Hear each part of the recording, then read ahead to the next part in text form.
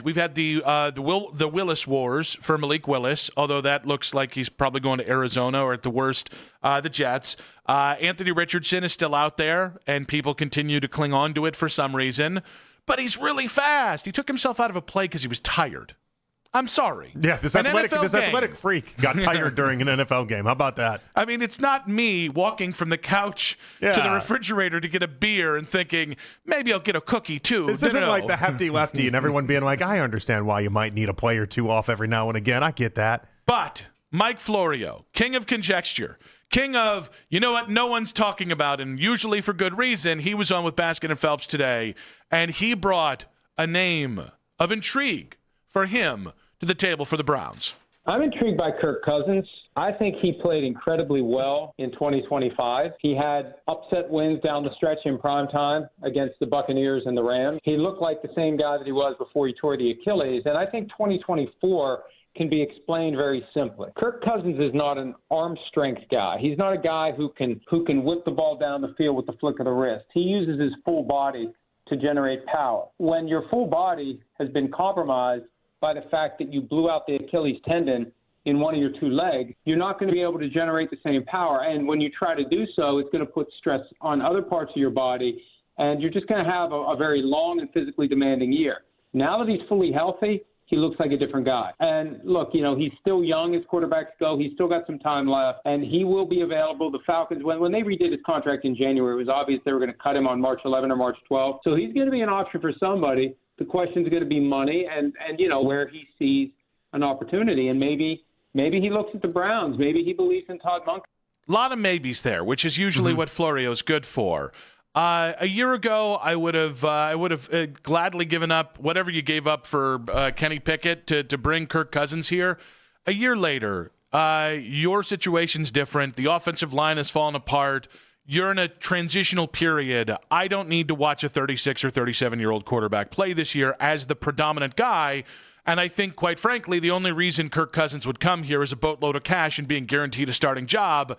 No, thank you. Not even intrigued. Lucky for you, he's 38. But I don't know what I thought he was younger in my head. I don't know what that boatload of cash looks like. I've seen a couple people online suggest like a 1-year, $10 million deal. Like I don't know that Kirk Cousins is asking anything close to even what like Malik Willis is going to think he's going to get on a yearly basis, which is kind of wild if you think about it.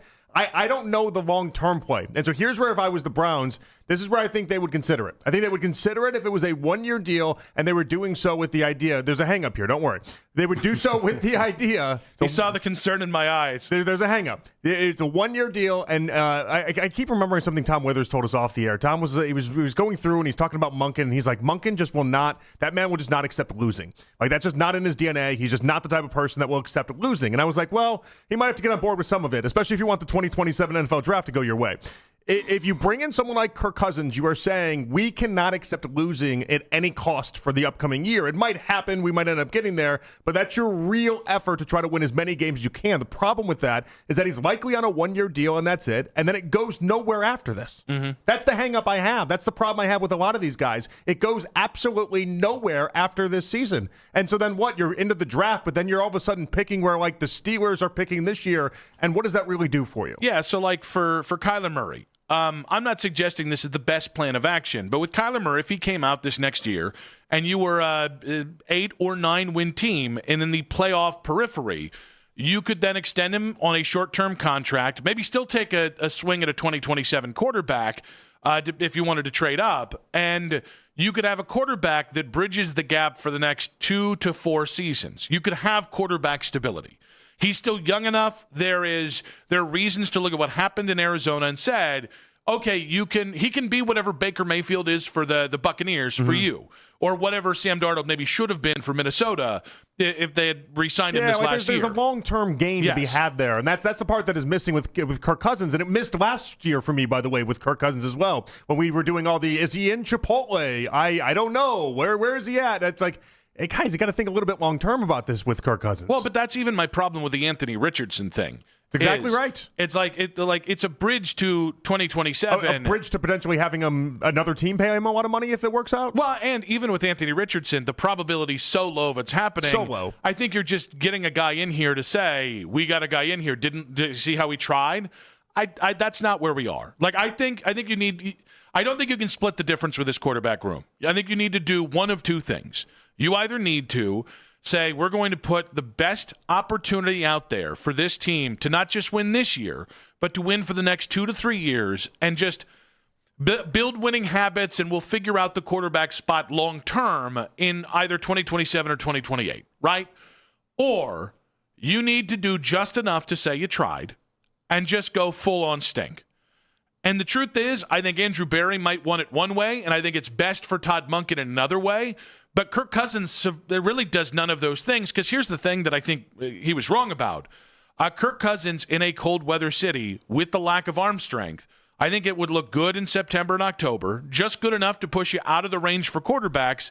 And then I think as the season went on, he's an old-ass quarterback, and I don't think you have the talent to support him back. To me, it's just such a non-starter. It just satisfies nothing for me. And then if we're going to end up in a spot where you end up with 5 wins at the end of the season, why would I do that with Kirk Cousins when I can just try to do that with Shedeur and see if maybe we catch lightning in a bottle? Or Deshaun, if we're being fair. I'm not close to Deshaun Watson coming out there and actually being able to do something. I don't think I would because of the injuries, and I just think he's too injured of a human. But if that's at least with that opportunity, you're like, all right, there's a life beyond the following season in that opportunity and that chance. Now with Deshaun, we do have to acknowledge the idea that you'd find yourself in a spot where you have to pay him more money, which is that's going to make a lot of people mad. But like at least that process at least exists there. Yeah. With Kirk at 38 years old going into 39, he's going to be done. He's looking for a 1-year deal. Kirk makes a lot of sense for Minnesota. Kirk makes a lot of sense for Pittsburgh. I don't think Kirk makes any sense in New York, but they listening to Boomer and Gio, listening to some of the guys on that station, they desperately want him there. The report today said the Jets are not considering Kirk Cousins. Oh, really? Yeah, they're not considering it. That's something. Now again, it's just a report. Take it for whatever that's worth. But that was the report today with Kirk Cousins and the Jets. Because that has been much similar to the John Harbaugh. He's going to Miami. Oh wait, no, now he's coming here thing on WFAN. That was one of the ones that Boomer and Gio put up there as the guy today. Of like, this guy can get you where you want to go. And again, like, you just need to be able to fulfill a couple buckets. And Kirk Cousins is a great name. And I do think, by the way, Kirk can play good football. But I think the same problem you're going to have with Kirk Cousins is the same reason why people don't want Ty Simpson here. Which is, all right, do you have a great offensive line? No. Well, he played behind a really strong offensive line in Atlanta last year. They had a lot of really good players, too. Yes. That's the other part of this. Like, it wasn't like he was awful. He was fine. But think about the weaponry that he has there. That's from an offensive perspective, that's not depleted of talent at all. And so I think, like, Bijan and Drake London, all these guys, Kyle Pitts. There's like a bigger conversation to be had here, which we can get into. And I understand it seems a little bit, this one's to this one's to this when it comes to these quarterbacks. That is ultimately where I think Andrew Berry needs to kick back on one of two buckets. Either we're going to build a quarterback room where, much like last year, you had Kenny Pickett, Joe Flacco, and 2 rookie quarterbacks. You had a quarterback room that you did just enough to say, we tried, without really trying. So you either need to do that again, at which point be very careful on the assets you give up to build it, or you need to go seriously about winning, not just this year, because it can't just be about this year. It's got to be in 2027. It's got to be 2028, with a commitment then to give up future assets to get into that future quarterback market as well. I don't think Kirk Cousins satisfies either bucket, because I think he would be a 1-year deal. And that, to me, ultimately at 38, is just where it's an absolute, like, the best case scenario with Kirk Cousins in my mind is he's just so bad you get the number 1 pick. We're lockstep on this one. The problem is that I feel like the anti-Shedeur crowd is not going to be as lockstep as we are. I feel like the people that want anyone but Shedeur, the old ABS system out there, I think those people, they're going to go ahead and they're going to see Kirk Cousins and they're going to say to themselves, well, we got to start winning games. We got to find a way to win games. Kirk Cousins can do that for one season, and then we're off to the races. But I would just tell you, long term, it makes absolutely zero sense. And I really don't even know, outside of unless Shedeur turns into being a guy that you can rely on for years to come, winning 7-8 games this upcoming year doesn't make a lot of sense. 216-474-0092. Mike Florio says he's intrigued by Kirk Cousins, probably because he wouldn't have to watch him in 2026. I will tell you that there was an argument on with the Morning Boys today. One, it was a very fun argument. I thought Lima stepped up to the plate with some very valid points this morning about us being too picky with the quarterback room. What I will say is, what you're about to hear, I think I agree with everyone. You guys are looking for some perfect prospect that only the Browns are going to be smart enough to It's to the pounce Cleveland on. Browns. You just want it's anybody not the who Green Bay breathes. Packers. Yeah, you guys it's want the nobody. Cleveland Browns. You guys want nobody. How can you not see? You're telling me that the rookies are going to fail here, but also the retreads are going to fail and the reclamation projects are going to fail. That's not a plan. Yes. I need to hear a plan from everybody in this town. They're going to fail. And yet, when I bring up even Mac Jones, most of the Browns fans are like, no, I'm out on Mac Jones. Okay, I'm out on Anthony Richardson. I'm out on anybody unless they're Sam Darnold and just won a Super Bowl. Well, you can't get that guy because you weren't in on him early enough. So, to start, Lima is right. We are saying with every quarterback, okay, maybe, but no. That is 100%. He is accurate. Not Kyler Murray. Even Kyler Murray. I won't trade for Kyler Murray, but if you want to give him to me for free, I'll take Kyler Murray. I'm still in the trade business for Kyler Murray even. I prefer him for free. I said that. I prefer him for free, but if you got to give up a 5th-round pick, I'm not going to let that stop me. Now, while I think Lima is right, that we're all being I don't think it's being pessimistic. I think we're all being very realistic about this quarterback room.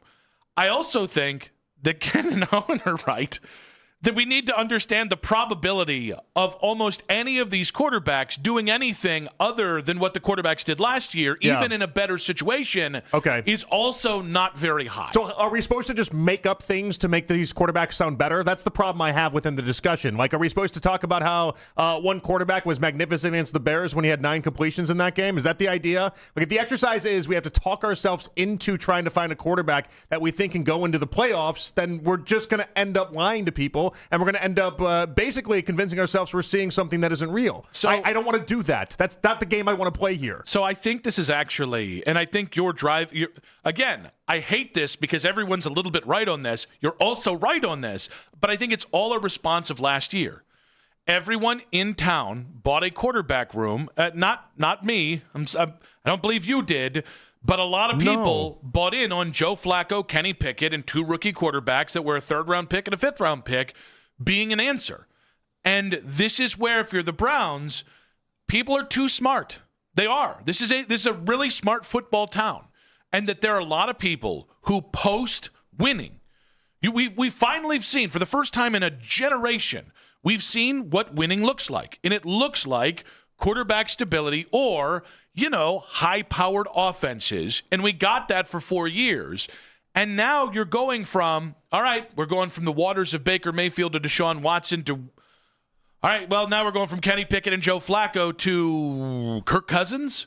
Like, I think there's an element of people who are like, no, this smells like BS because we got fooled last year and we're not going to do that again. I think it's just people being really reasonable, even if Anthony's right. At some point, you do just have to add a 3rd quarterback and move the hell forward. It's also not our job to clean up their mistakes and their mess. Like, they got him in this mess. I'm sorry I don't have a great answer for getting him out of it. It's not the mess that I created, though. And if you asked for a plan or you wanted to hear some reasoning behind it, I think most people like myself have come to the idea 2027 in that draft is where we have to go ahead and really figure this whole entire thing out. Well, we can't do that right now. It's 2026. So I'm sorry that the quarterback class sucks for 2026, and free agency with quarterbacks always suck, and there's nobody that you can trade for that is going to move the needle in any way, but sometimes that's just your reality. And the reality right now for the Browns is they have to live in this for 1 year based off of everything they already did to themselves. Well, and maybe that's another point we have to make.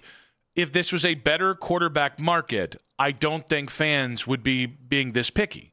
Like, I think if there was, I think if there was another quarterback in this class that you could hypothetically get to, or if there was, I'm trying to think of a name that's been available. If there was a C.J. Stroud, available, I think fans would be all behind one guy. I don't look at this most fans were, by the way. I don't look at this vast wasteland of quarterbacks and think we should all be in agreement. Like, I think, the Browns have done nothing to show you that they can make this work out. They haven't. Whether it was Kevin Stefanski, Todd Monken, did really good stuff with Lamar Jackson, as one would expect. So, there is you have to prove it from the Brown side of things, and every one of these quarterbacks. I think there are guys you can have more success with than others. I think there are other guys that are so low probability, like Anthony Richardson, that's not even worth bothering with for this year. But, like, I don't necessarily look at this and being, oh, the Browns fans are being negative. No, I think people are being really, really realistic about where they are, and that makes sense. I'd rather that, because Lima's also the same guy, and this is where I will go back at Lima a little bit. Lima's also the guy that busts everybody's balls for having brown and orange colored glasses. So when everyone's like, I don't think Ty Simpson will work here. So do you want them to be homers so they can call them homers? Like, I kind of don't understand that part of it. That's the problem. It's like, and this is the hard part about all these quarterbacks and trying to figure it all out. We for the ones we do know a lot of and have a lot of tape on. Well, there's a reason why they're available, and there's a reason why we don't like them, right? And then, like, for the other ones, am I supposed to just project out Malik Willis to be awesome based off of no evidence of that at this point? Like, I don't understand. I don't get the ask. Because the ask is we're just supposed to lie and say these guys are great. I don't know. I don't know what Lima's ask is. Like, I don't understand it. And again, I want to point out. All we can do is just be truthful about how we see these guys. This is as critical as I've seen everyone, including fans, including Ken. Like, everyone is picking this apart. So Lima's right. But I think those people are right for being hypercritical about what's actually out there and how it changes the quarterback math. Because, quite frankly, unless you've got a quarterback that can get you into the playoff picture next year, I think Kyler can. I think a Mac Jones potentially could, right, depending on what you give up for him. Like, there's a couple guys out there that I think the probability actually exists you could be a nice team next year for it. Unless it's that, it is going to be a year of wasting your time unless Shedeur or Deshaun Watson can pull the sword from the stone. And I think that's why it's an all right thing if, like, your part of your plan is, hey, everything's not going to materialize this offseason. You go into next year, you see what Shedeur and Deshaun can do. Whichever one of them wins out, you see if they can be off to the races and go. Hopefully that's Shedeur. And then if not, you're in the 2027 draft, and that's where you really get your franchise quarterback and you get this thing moving. Like, it makes sense to me. Jeremy Fowler, by the way, saying the Browns are releasing Cornelius Lucas. Oh, not corny. They're going to save around $2 million in cap space. Oh, the old corny. We got $2 million. That's what I was hoping for. Yeah, Cornelius Lucas.